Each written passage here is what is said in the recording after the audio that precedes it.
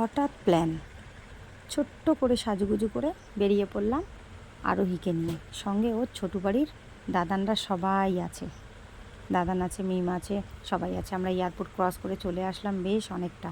রোদ ঝলমলে আকাশ, মনটা খুব ভালো লাগছে বেরিয়ে। সপ্তাহে একটা দিন একটু না বেরালে হয়, সেই জন্যই আর কি এতটা প্ল্যান।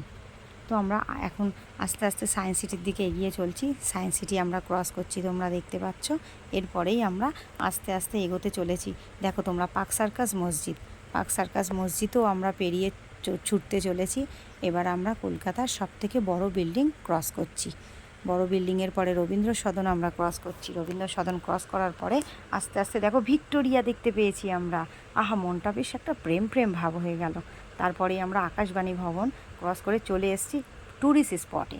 তোমরা দেখে নিয়েছো, গাড়ি থেকে নামার সঙ্গে সঙ্গেই আমার ছোট্ট আরও অনেকগুলো লিফলেট জোগাড় করে ফেলেছে। সে দেখো, সঙ্গে তার মিম বসে আছে একদম ফুলের সামনে ফুলটুসি সেজে।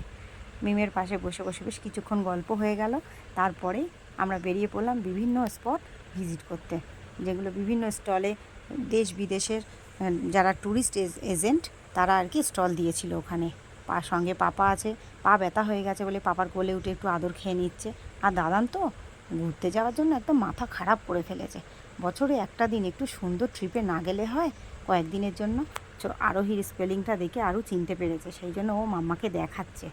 হ্যাঁ, আমরা ঘুরতে চলেছি এখানে। দেখো, আমরা সুন্দর হেঁটে হেঁটে পায়ে পায়ে চলছি। সঙ্গে আমাদের ছোট্ট আরও আমাদের পায়ে পায়ে পা মিলাচ্ছে।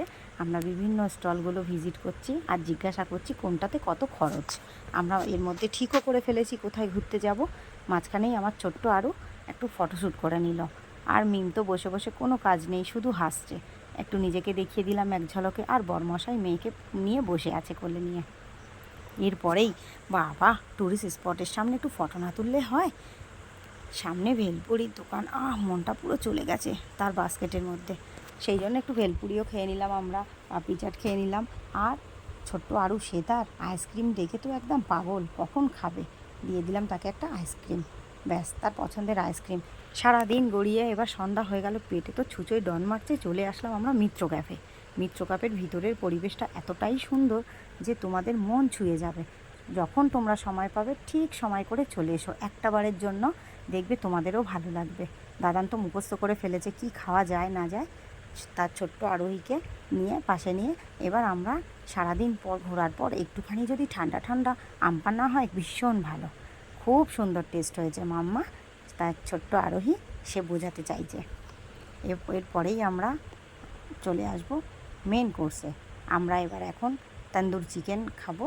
সেটা আমি নয়, ছোট্ট আরোহী।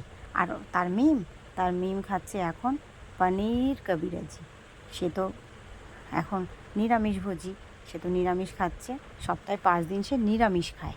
আর আমি নিয়েছিলাম ফিশ কবিরাজি। কেমন লাগছে তোমার?